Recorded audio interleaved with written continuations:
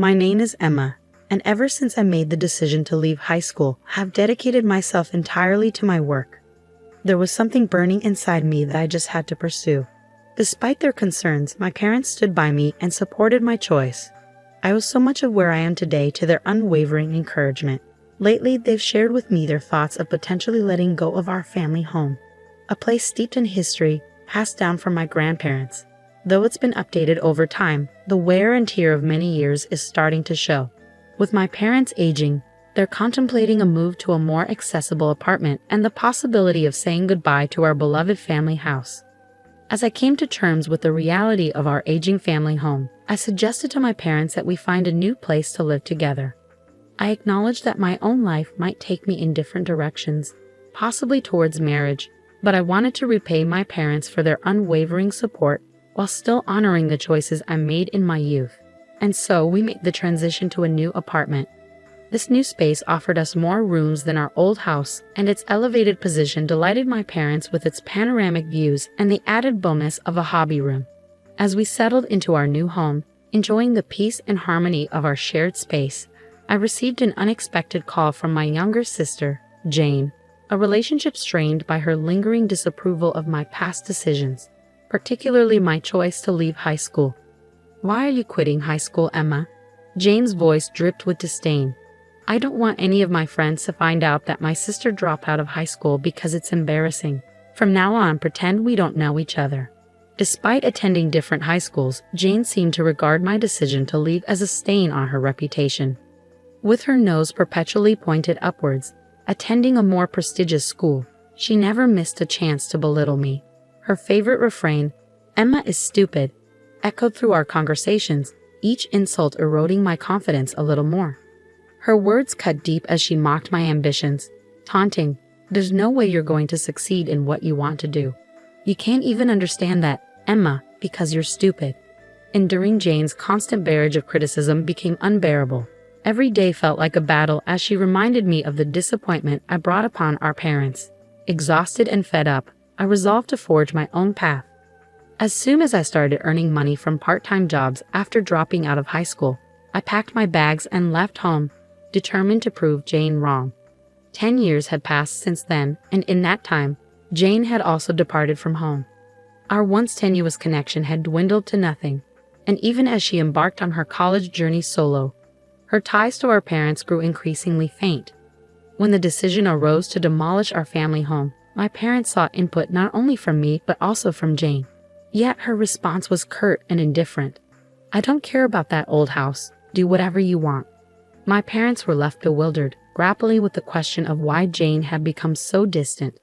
Then, out of the blue, a call came from Jane, catching them off guard. As my mother recounted, Jane had taken the plunge into marriage without so much as a word to our parents. "So you've chosen a condo, huh? Well, bring your husband over sometime. We'd love to meet him and see your new place," my mother offered, her voice laced with a mixture of surprise and anticipation. With those words, Jane's marital status was suddenly laid bare. My parents, caught completely off guard, reacted with surprise, while Jane herself brushed off the revelation casually, as if it were a trivial detail she had forgotten to mention. What struck us as particularly odd was Jane's apparent lack of intention to hold a wedding ceremony. This seemed out of character for someone who had always been enamored with the idea of a fairy tale wedding. Ever since she was a little girl, she had often shared her dreams of being a princess and described in detail the dress she envisioned wearing on her big day. It was perplexing that she would forego such a cherished tradition. I couldn't help but speculate about the reasons behind this decision. Perhaps financial constraints played a role, but Jane quickly dispelled that notion by revealing that her husband worked alongside her at the prestigious company where she was employed. This only added to the mystery surrounding Jane's sudden marriage. Finally, the day arrived when Jane and her husband paid a visit to our parents' home. As they entered, Jane's husband, with polite formality, complimented the spacious and immaculate rooms, while Jane wasted no time in eagerly exploring every nook and cranny. Despite the familiarity of her childhood surroundings, Jane's husband, Scott, exuded a youthful charm, sporting an expensive timepiece that caught the light with every movement of his wrist. Yet, despite his polished appearance, he avoided meeting our gaze, an air of detachment surrounding him. After exchanging introductions with our parents, Scott wasted no time in exploring the rooms with the same unrestrained curiosity as Jane. Your parents have quite the place here. The location is perfect, and there's even a shopping mall nearby. You guys lucked out, he remarked. Yeah, we're really grateful. Emma played a big part in finding this place, my mother chimed in, offering a warm smile in my direction. It was nothing, I replied modestly, but Jane couldn't resist the urge to make a cutting remark. Really? You have an older sister. I didn't even notice. With such a beautiful and lavish home, I would have expected someone more impressive, she sneered. Emma is not freeloading, my father attempted to interject, but Jane brushed him off, gesturing towards me and beckoning Scott over. Hey Scott, come here. Can you believe this is my sister? This is the one you've been hearing about, she said, her tone dripping with disdain. I didn't recognize her because you two look nothing alike. As Jane and Scott launched into their mockery, I stood there speechless and stung by their words. My mother's reproachful tone broke through the tension. What on earth are you saying? She scolded Jane, but her words fell on deaf ears. My sister didn't even finish high school. She's not the sharpest tool in the shed. There's a world of difference between us, you know, those of us who actually graduated from a state university. Jane continued, her words laced with superiority. The revelation that Jane's sister hadn't completed high school hit me like a punch to the gut, and it seemed Jane had no qualms about airing this perceived inadequacy to Scott. If she harbored such embarrassment about having someone like me in her family, it was no wonder she felt the need to distance herself. With laughter still lingering in the air, Jane and Scott stepped into my room, their conversation flowing uninterrupted. And then, oh, Jane exclaimed, gesturing towards the walls adorned with comic books. What's with all these comic books? It's kind of creepy. Are you still into that nerdy stuff? My room served as a sanctuary for my passion, comic book art. Each wall was adorned with colorful panels and characters, a testament to my dedication to the craft. Jane, with her distaste for such subcultures, couldn't comprehend my fascination. She was the outgoing type, whereas I found solace in the world of comics. Just as she couldn't fathom my introverted nature and love for comics, I struggled to understand her penchant for heavily applied mascara. Well, I'm a comic book artist. These are all my references, I explained, standing proudly amidst my collection. You're probably not even a successful comic book artist, are you? Still mooching off mom and dad, it's disgraceful. Just get out already, Jane sneered, her words dripping with disdain. Perplexed by her sudden hostility, I stammered. What? Just leave. Scott and I are taking over this house, Jane declared, her tone final. What? Jane, we haven't discussed any of this, both mother and father exclaimed in disbelief, but Jane paid their shock no mind, laughing derisively. Scott and I will look after mom and dad. You're not needed here anymore, so just go. Aren't you embarrassed to still be relying on them? You're not just ugly, you're stupid, she taunted, eliciting a chuckle from Scott. Fighting back my rising anger and my mother's protests, I swallowed my pride and replied, fine. Jane and Scott's brazen behavior had not only stirred up turmoil among my parents, but it had ignited a fierce anger within me as well. I refused to let them off the hook. Reluctantly, I decided to comply with Jane's demand. Fine, I'll pack up and move out in a few days. You and Scott can have the place to yourselves. But don't expect a penny from me, I declared, my voice firm with resolve. Whatever, sis. Just make sure you're out soon, Jane replied dismissively as they prepared to depart. With their parting words ringing in my ears, my parents tried to reassure me. There's no need for you to leave, but fueled by my determination for revenge, I insisted, no, I'm leaving. I already have a place lined up. And true to my word, I wasted no time in making my exit. Jane and Scott wasted no time in settling into our family home. On the day of their move, Jane's voice came through the phone, eager and impatient. Have you moved out yet? She inquired. I'm in the process of leaving now. Don't worry, I responded, feeling a tinge of frustration in my tone. While Jane always maintained a facade of politeness towards our parents, she often showed a different side when it came to discussing me with them. Despite being cherished daughters to our parents, Jane and I seemed to exist in two separate worlds. Our parents had expressed their hurt over hearing Jane's disparaging remarks about me, but it appeared that Jane and Scott remained indifferent to their concerns. Then, just as I had anticipated, a month later, the inevitable call from Jane came. As I answered the phone, bracing myself for what was to come, I heard Jane's voice on the verge of tears. "Emma, the property management company for the apartment just called me. They haven't received the rent." "What's happening?" "They even threatened to evict us if we continue to fall behind." "Why should I pay rent? I don't live there anymore, do I? I heard from Mom and Dad that you were covering the rent as a gesture of gratitude to them." Why the sudden halt? Jane's voice came through the phone, a mixture of accusation and entitlement. "As I've said, I don't reside there, so I'm not obligated to foot the bill. Just get the money sorted." "The utility bills are skyrocketing too," I retorted, growing increasingly disgusted with Jane's persistent nagging. With a huff, I ended the call and dialed my boyfriend, Liam. "Jane wants me to come over. I'm heading to her parents' house."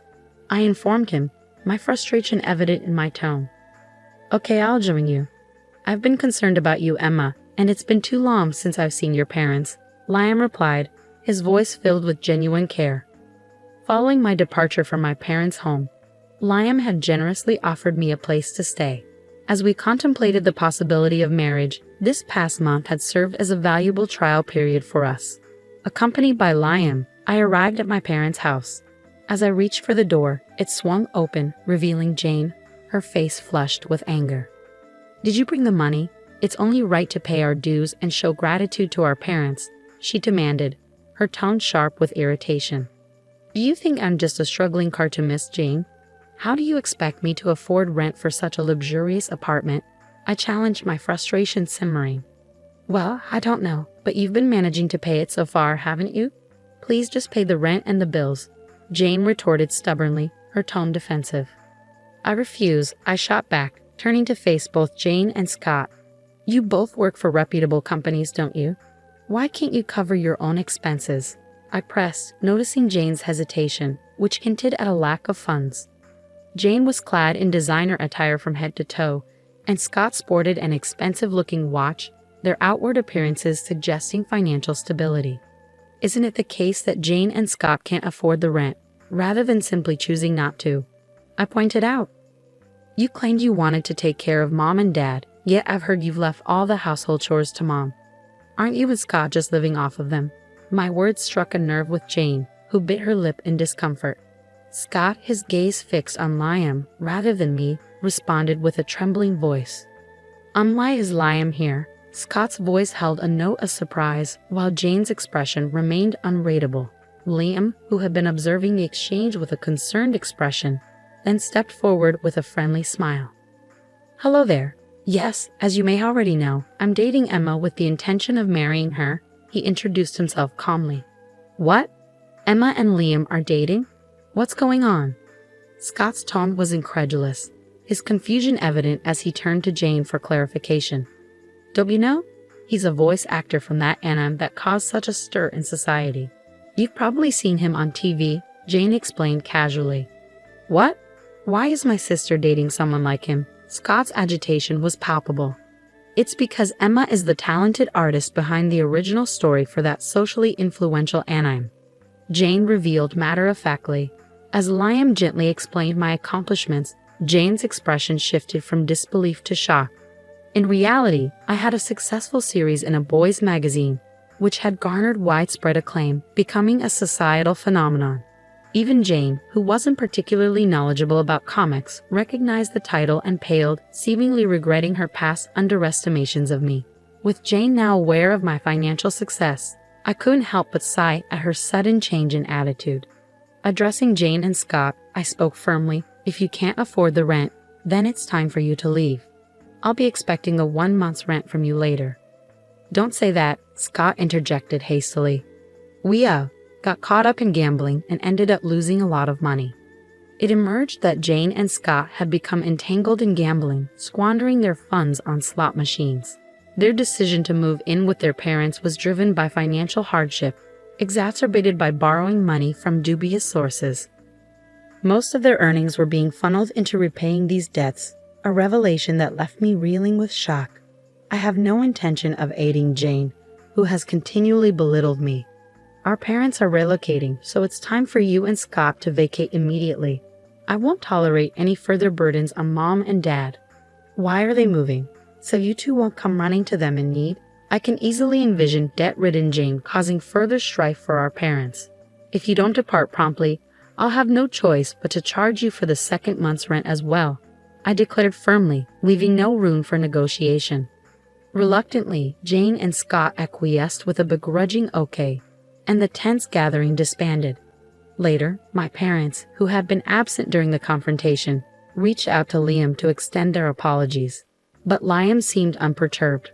Perhaps it's best to steer clear of Jane for a while, he suggested calmly, and focus on finding a new place for my parents to settle. With resolve, I swiftly purchased a new apartment and preparations began for my parents to relocate once again. I'm sorry for the trouble, my parents expressed, their voices laden with remorse.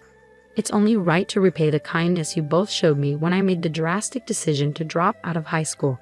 I owe everything to your support, I replied earnestly, moved to tears by their unwavering love and encouragement. Despite my parents' emotional reaction, Jane and Scott continued to struggle with their debts. However, I felt no obligation to show them mercy.